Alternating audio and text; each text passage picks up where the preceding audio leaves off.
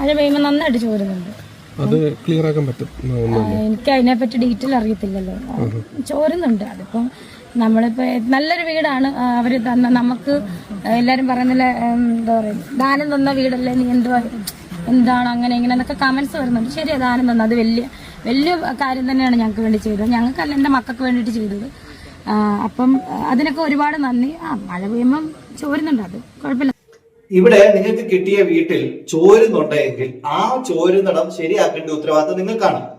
ഇപ്പൊ അവരത് ഉണ്ടാക്കി തന്നു കഴിഞ്ഞ് അവരവരുടെ പാട്ടിന് പോയി.